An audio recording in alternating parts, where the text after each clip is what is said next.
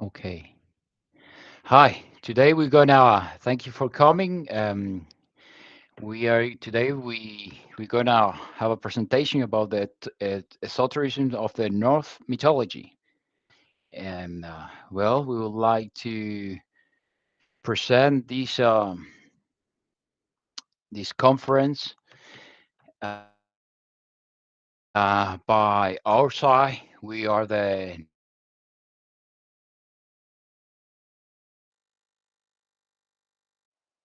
Gnostic Association of the. We are located in Germany, and we are an organization there that is located in more. Can you hear?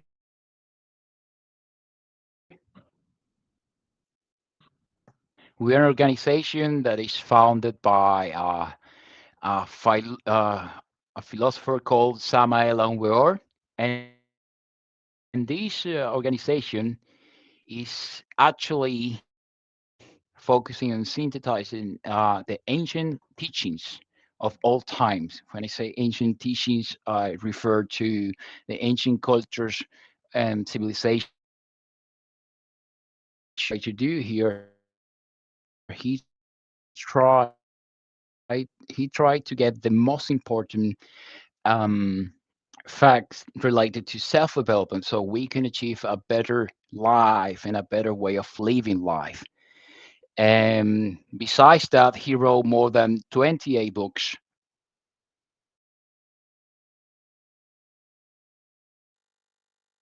related to universal wisdoms, which are part of the alchemy, metaphysics, revolutionary science, and the synthesis and about religions and ancient civilizations. First, we need to speak before going into the topic of the Norse mythology. We need to speak about what's Gnosis, what's the meaning of Gnosis. It's from the Greek word called knowledge. It's the knowledge that seeks the harmonious development of infinite human possibilities within ourselves. And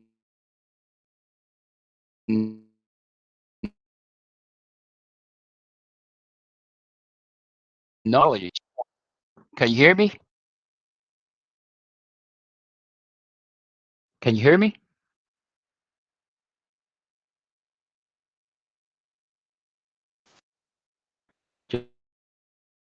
Just a second. Okay.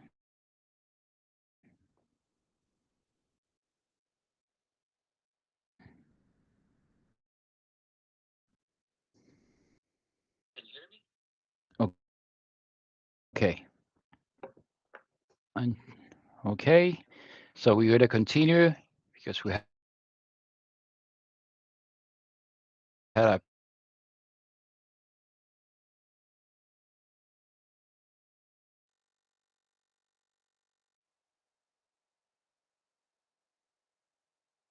little bit of problems. Something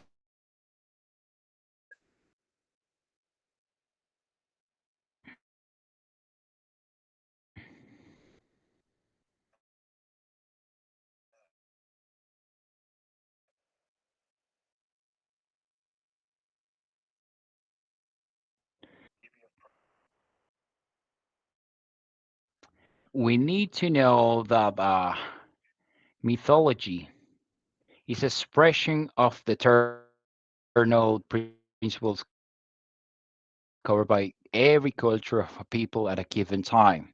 Every culture, like for example, the Egyptians, they got the mythology. The Magians, they got the mythology. The Nordic culture got the mythology. And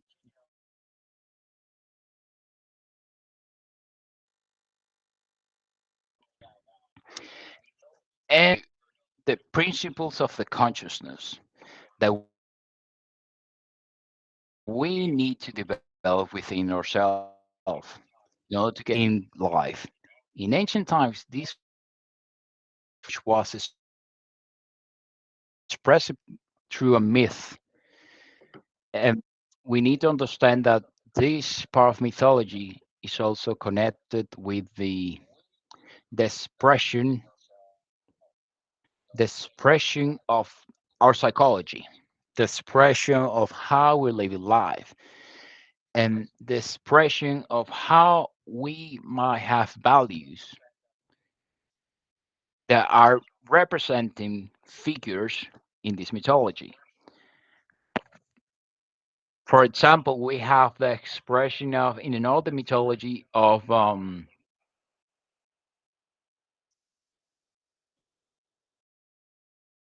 of Thor. We have the expression of Thor, which is like the representation of the consciousness, and then we have the different ancient history of this mythological history was being developed, which is represented by the levels of the mind, and we're gonna keep talking about that in the.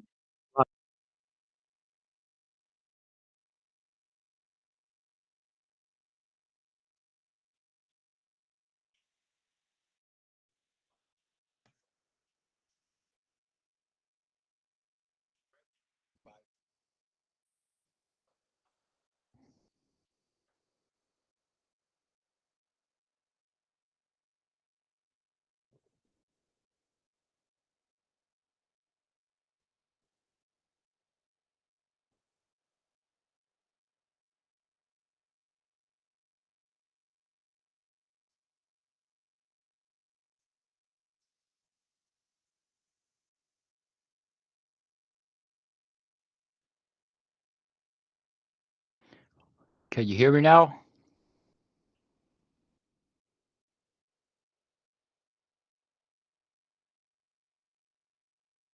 I think we have some connection problems.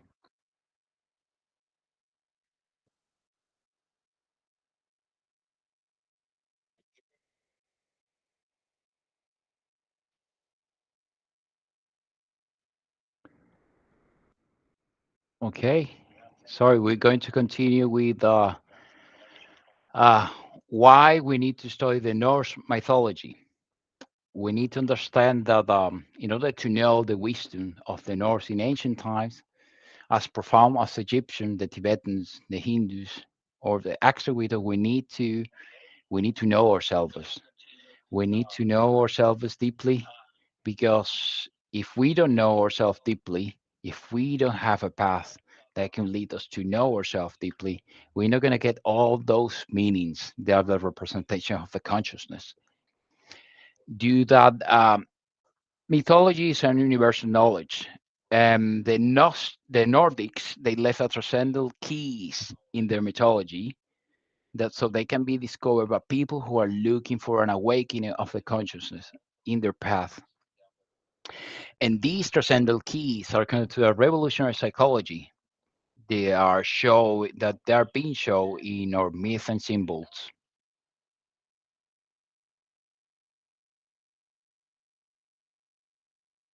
We need to understand that the essence of the North mythology is all the efforts that all these historical figures were doing. It was for wisdom in order to get sacrifices. They had enormous willpower to do the things that they did, sacrifice.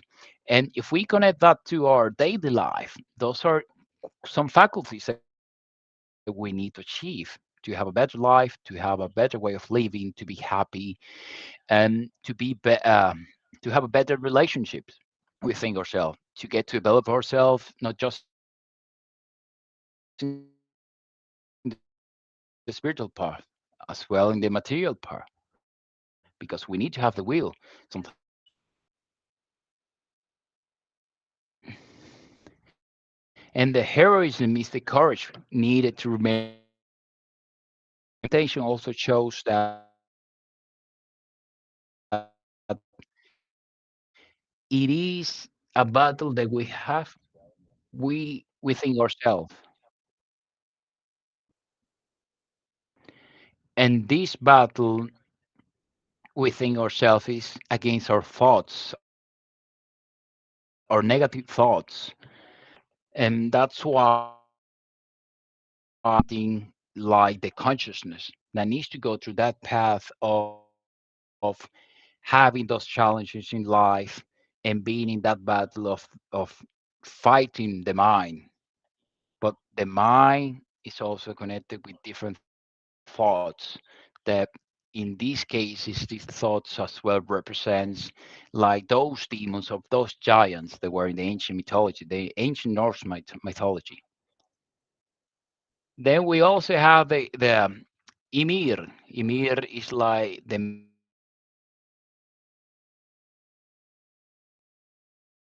figure of the inner universe. The battle, he was leading the battle into trying to create the universe. And in this type of battle,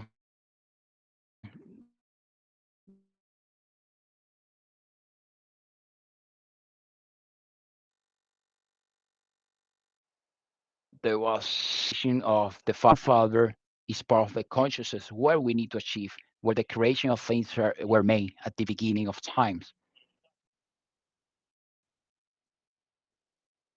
We also need to know how was the Nordic creation, right?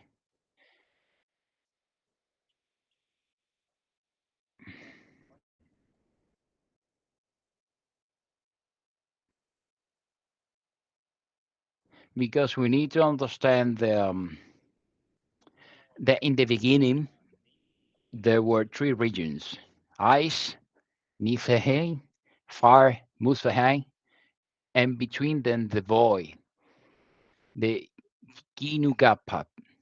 So we understand that in order to create the universe, we need to have certain elements that are part of um of ourselves, because as it is within, it is outside.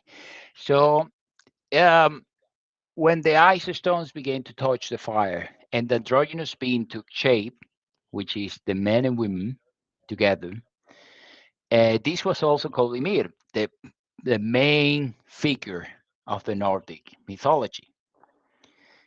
And from that's also the representation of the consciousness, because when we speak about the androgynous being, we're speaking about the father and the mother, which is like the male and the female together.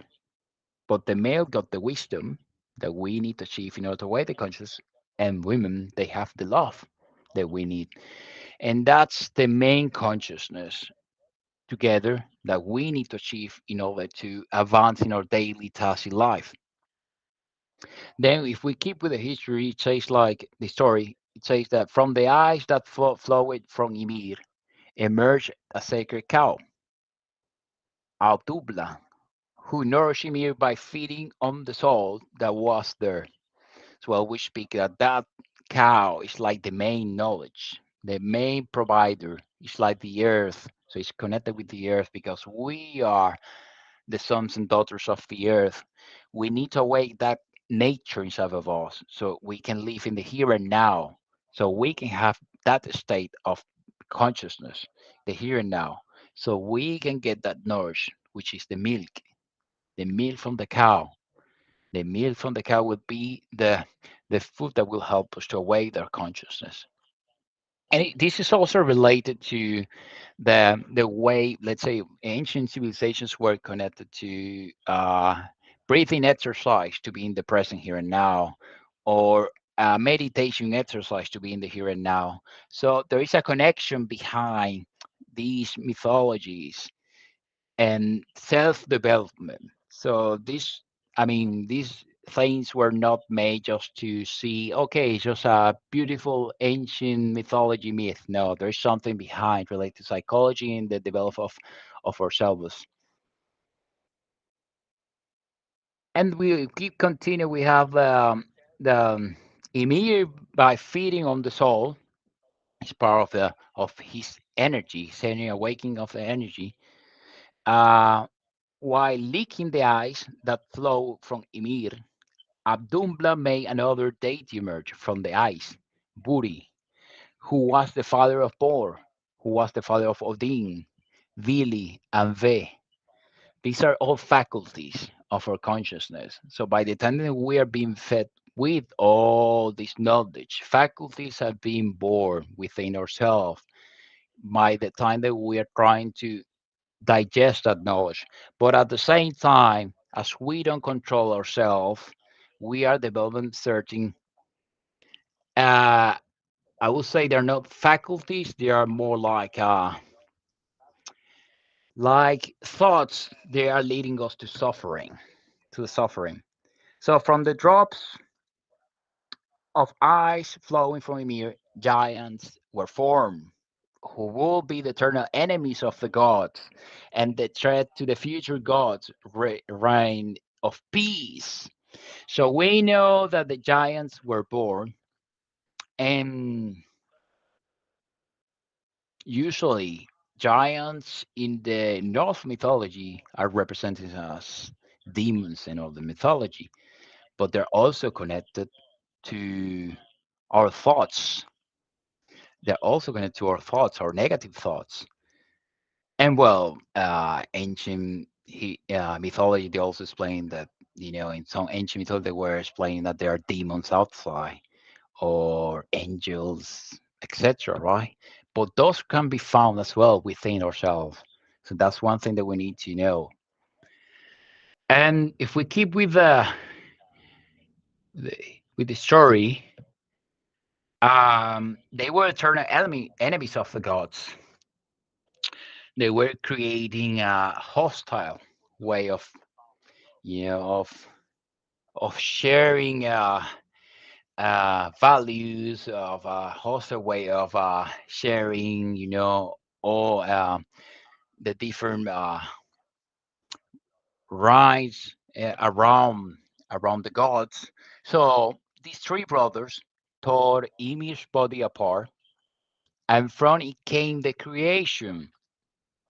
So something was developed from Ymir's body. From his bones and teeth, the mountains, from his brain, the clouds, from his blood, the rivers, from his flesh, the earth. They also made from parts of Ymir, the Midgard, the Middle Earth, where humans would live.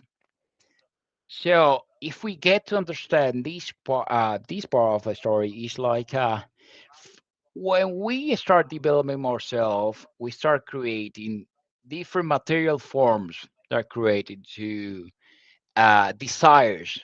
And with the desires, we're also creating extra things that they will take our time for our inner development. And at the same time, we could say that the matter creates suffering.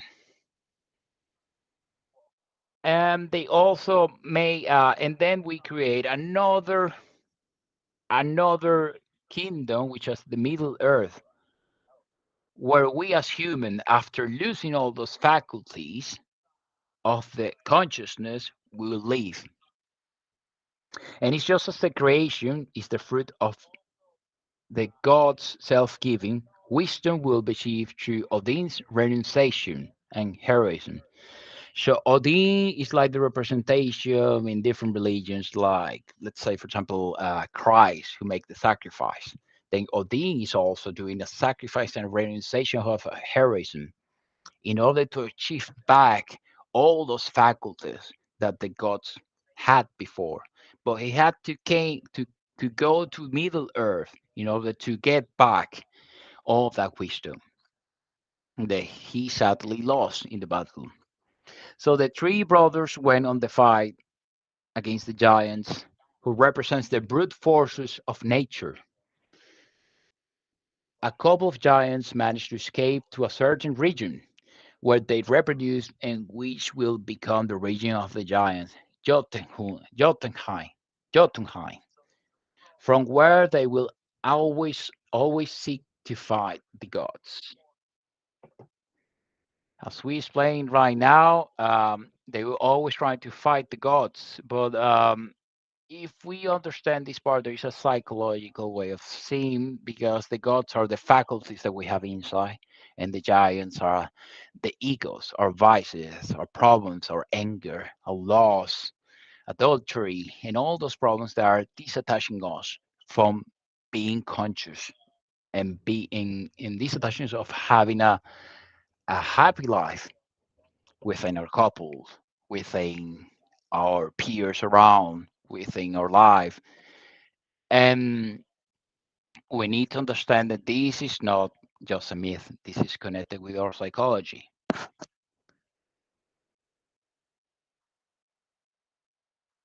Then, if we proceed with the next slide, we're going to speak about something really important, which is connected to the Nordic Trinity. As we can see that in the universe, we have the sound, the fire, and the light in order to create matter. The same is with the Nordic Trinity. We have Odin, Hoenir, and Lodur, bestowed upon the primitive couple as the oak and the embla, the breath, the soul, and the worm. So Odin gave life, Hoenir the soul, Lodur the warmth, and vital colors, Voluspa. So that's how everything was created, part of the matter. So humans could live and they can develop themselves. And then we have the Yggdrasil, the tree of life. If you can see, Yggdrasil will represent where we were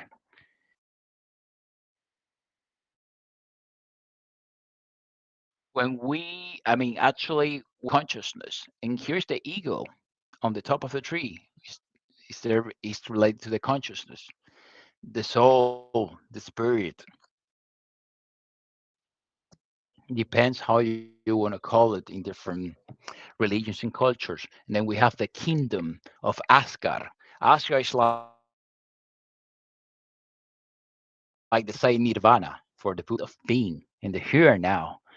And then we have the rainbow bridge, which makes the connection between those upper kingdoms in the upper dimension, in the upper state of consciousness, with the Midgard, which is the earth,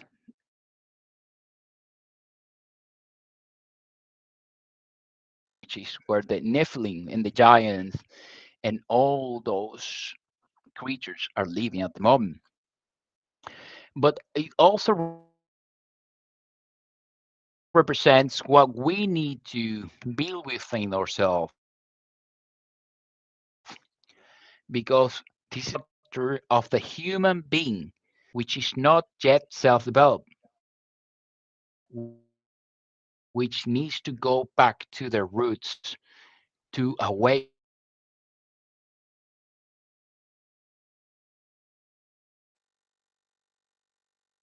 to awake their consciousness. We need to come back to that kingdom of Asgard. And by using the knowledge of the serpent as well, like we can see, we can also see in different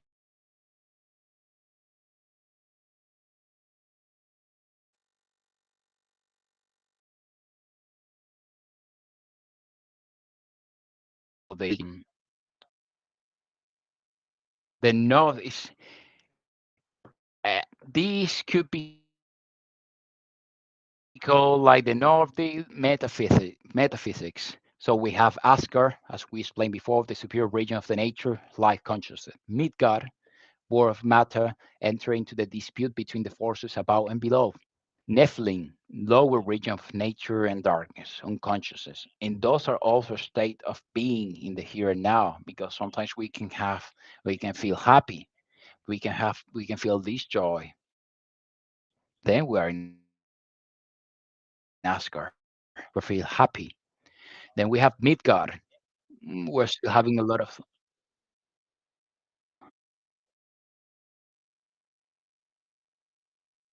the connection is quite good. La conexión está buena.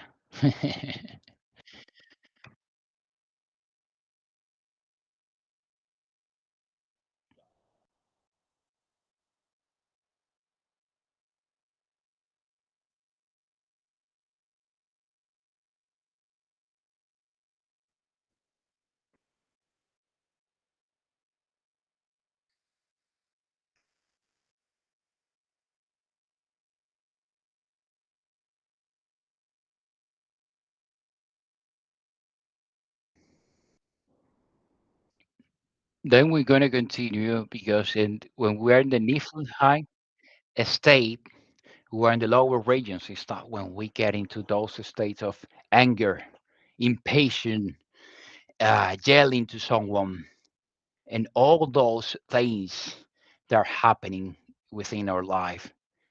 They're taking us into a path of committing mistakes and suffering. Then we have the roots of the tree. The tree norms would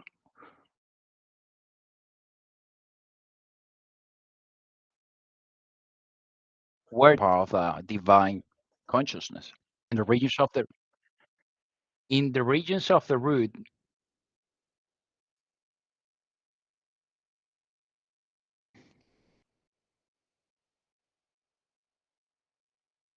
in the regions of the root,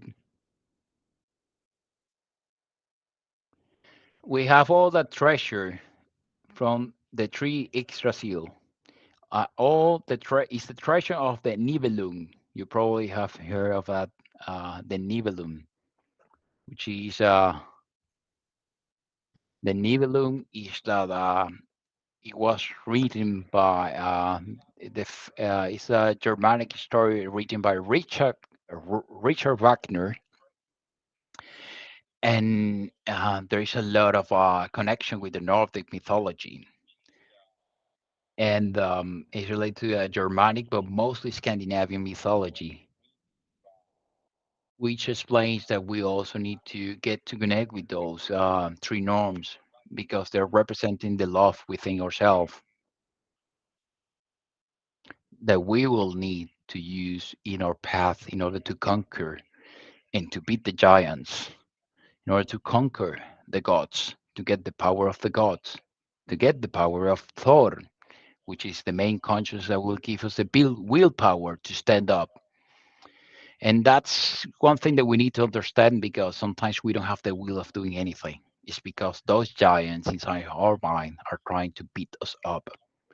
And it's related to the gods, our faculties that are getting to beat up. And that's when we need the hammer and the wheel of the consciousness that will be given by the norms and the mother of love within ourselves. Then we have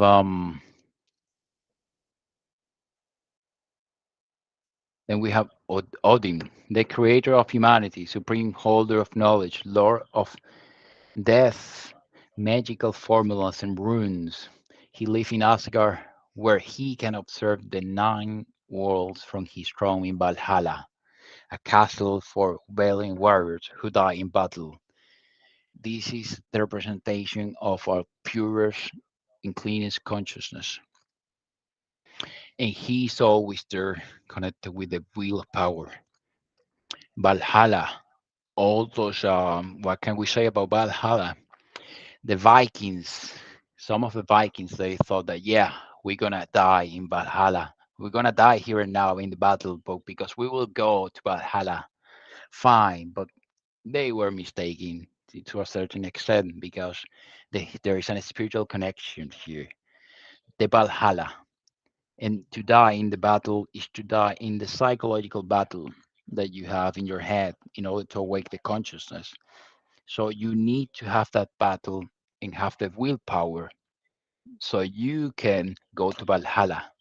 You're battling, killing the giants. So you can go and reunite with the gods in Valhalla and drinks and get drinks and eat thousands of different foods, which are the representation of the values of the consciousness of the soul. So there's a different meaning behind this. And why Odin was called the Lord of Death? Yeah, because Odin helped the death represents as well the psychological death of all our thoughts that are leading us to frustration and problems and thinking all the time and not being in the here and now. So he gives the willpower so we can eliminate all those thoughts, so we can progress in our search for happiness in life, our search for going into Valhalla.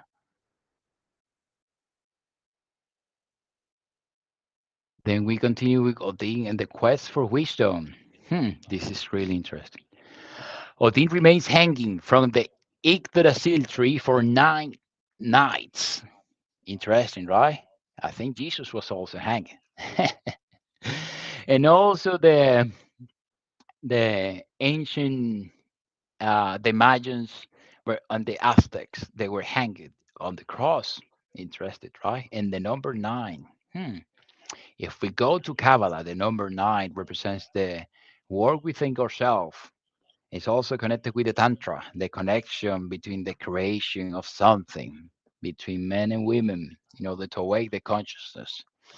That's something that, if you are interested, you can come later on to our next courses. But there is also the representation of the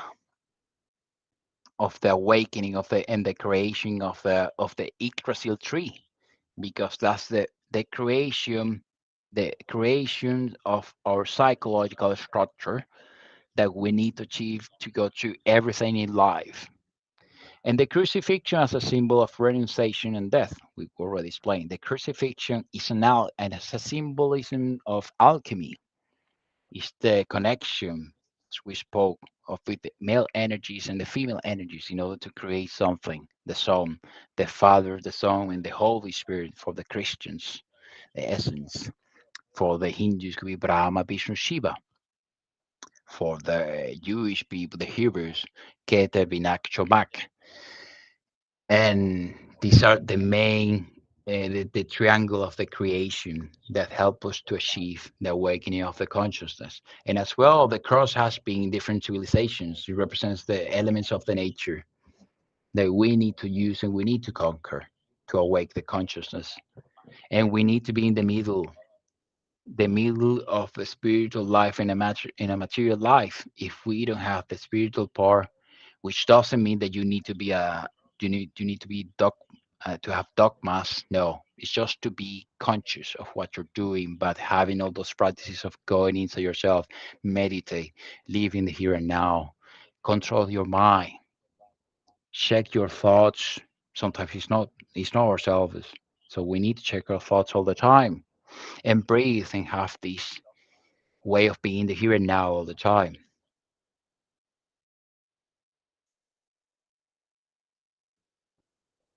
Then we have the power of the runes. The wisdom of the runes conquered by Odin was granted to men for their protection and prosperity, physical and spiritual.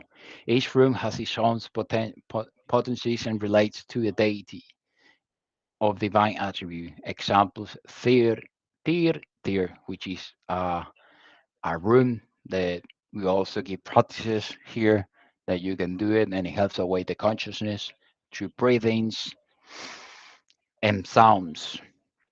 Thor, which is another thought of uh, rune that helps us to have more willpower and the nod to make negotiations in order to see our thoughts and to just to clarify how can we change all those negative thoughts for something positive. So we do commitment within ourselves that we need to change, that we need to make to be better human beings. And then we have the Fa, which is another room, is the awakening of the consciousness that will help us to that usually during this position, because we have chakras here. We have vortices of chakras. So you see that this is also connected with, we speak about chakras because it's connected as well with the Hinduism. There is a shape that you do, you connect with the sun. So all the energy flows to your body in order to awake part of the consciousness. So they were also, so they were exercises, to awake the consciousness, but the runes are really ancient, really, really ancient. Uh, um, we explain here that they even come from different uh, mythology, histories about ancient Atlantis, and even older than that. So if you are interested, you can check our courses, and then we're gonna keep giving free lectures about that. We also explain about Thor, which is the god of thunder, which is the god of will, which is the son of Odin, Holy, the goddess of the earth and the underworld. It's like the figure of that. consciousness that comes to the world and is moving around the material, the Midgard material plane, and he's acting like a semi-god, and he's trying to awake the consciousness, but at the same time he got the willpower, which is the hammer, that helps him to bring down all those negative thoughts all the time that comes all the time to our life. So it's a representation of ourselves if we're doing a spiritual path. There was no god more important than Thor in Norse mythology because he also represents the sacrifice, like Krishna did in the Bhagavad Gita, or Jesus did in their mythological history. So there is a connection behind that. To the sacrifice, you achieve the awakening of the conscious, but it needs to be a conscious sacrifice or something. So you can awake the consciousness. The sacrifice of going within yourself and check what's bothering you. The sacrifice of giving time to spiritual practices so you can be in the here and now. Then we have another part of Thor is Thor faced the Jormungand, one of the Loki's three sons, which is Loki as well is the representation. We're going to speak more in the next slides about Loki, the three sons, a gigantic serpent that surrounds the entire world and live in the oceans. We developed, by the time they were misusing a way of breathing and not controlling the mind, we have created all these negative thoughts that are related to the giants and the serpents. What we have two representation of the serpent because there is a positive serpent of the soul, but also the black serpent in this case, which is Jormungand, but also represents the problems of life in the world. And live in the oceans, live in the oceans of our psychological and our psyches. And the serpent represents the lower human nature, is what we have built. And also consciousness is our fake personality, is what we have been building through the society. Well, because we don't have a personality that will help for the development of ourself, of our being. We have a personality that is developing all those giants that are part of the egos and the problems of the mind, the suffering. Then we also have Loki. Loki derives from Lodur, which means light. It's the same as Lucifer for the ancient Christians, of Mara for the Buddhist people. Extraordinary, skillful, and at the same time dishonest. Because you can have the knowledge of the good things, but also you still have part of the subconscious. But he got all the knowledge of the good things and bad things. Loki relates to the lower nature of the human being, the psychological effects that, if eliminated, give rise to the virtues of wisdom that we need to achieve. Then we have Tyr. He's the god of combat, the sky, light, oath, that therefore patron of justice. He's like the same Ares of the god of war. Same connection with that part of the will that we also need to ask for her in order to have the strength of combat, the psychological combat that we're living. With that mind that always goes to the past and the future and is never in the here and now. That mind that is projecting things that are not even real. They they they still not uh they're still not true. So we ask for Tur, that part of our values inside, so he can help us out. The God symbolize the potentialities, the dormant faculties of man. And we have Freya.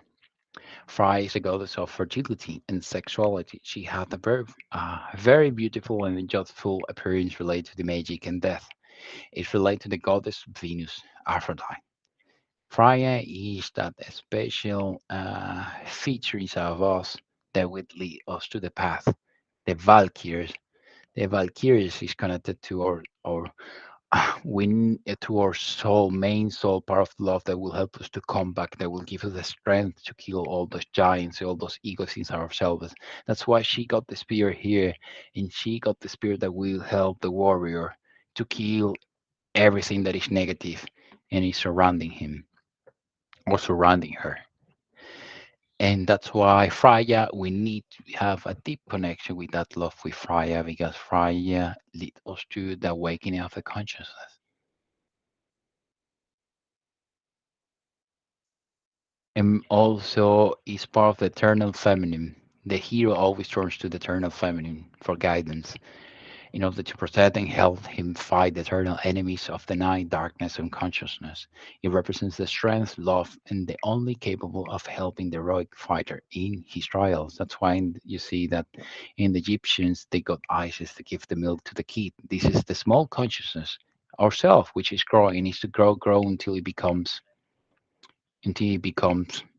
a real human being with a real psychological structure. The same with Krishna. That part of love of mother was giving all that knowledge and trying to eliminate all the thoughts with love, because you can eliminate a thought with a thought, a negative thought with another negative thought. No, you need love that will give you comprehension in deep meditation. Those are representation of a female figure that we need to have them all the time. It's the mother nature of the earth that will give us the feeling of the nature. When we feel the nature, we don't think too much. So we need to start feeling, use our mind, feel our mind, but with our hearts. When we start using our hearts, we get to wake our consciousness, because we stop thinking and we stop when we start feeling, and that's superior than just thinking. Then we have the Valkyries. The Valkyries in Norse, from the Old English Valkyrie, which means she who chooses the death in combat. Val is a root meaning deceased. This is the brave killing battle. Go to Valhalla. Then the Valkyries are always there to help us. So she chooses to fight for us, but also she's connected to our inner Odin. They're always together, always with Thor, with all those faculties. Now, at last, we have the Ragnarok, the Norse apocalypse. As we can see, there is also an apocalypse here. The last battle, the final fate of the gods. What remains are the values achieved through the multiple experience acquired with superior efforts and understanding in our life. If we keep fighting with love, if we keep holding to all those values, if we go and we do the practice that we teach here to go in deeply inside of ourselves, to know our mind, and to clean our mind in order to awake the consciousness, in order to create a real human, solar human structure, we can win the Ragnarok, which is within ourselves. We can go through all those problems that we have in life.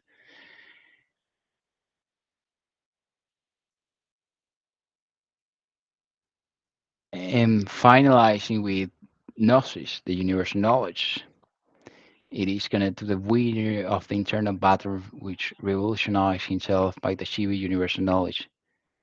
We explain that we can find these three factors in all the mythology, and this is one of the things that we teach here in Gnosis.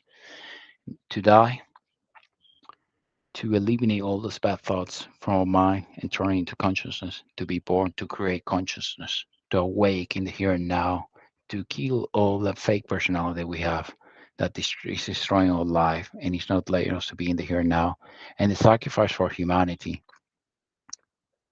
As you give, you will get.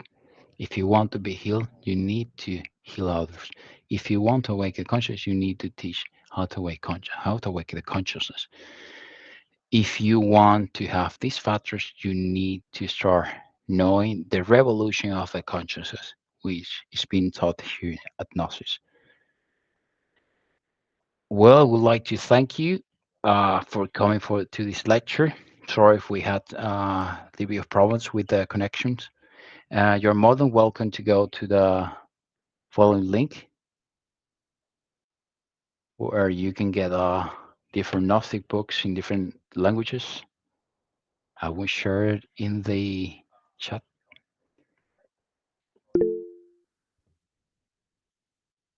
And You're more than welcome to contact us if you would like to know more about our courses.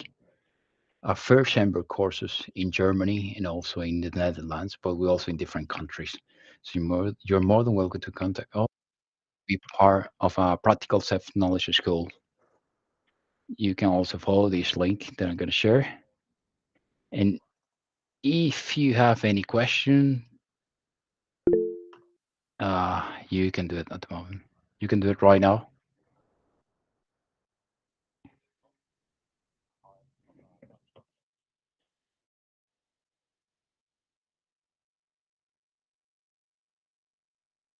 Okay. Actually, how much? Okay. I'm checking the YouTube. Okay, I'm checking the YouTube. So I'm gonna share. This is the link for the first chambers courses.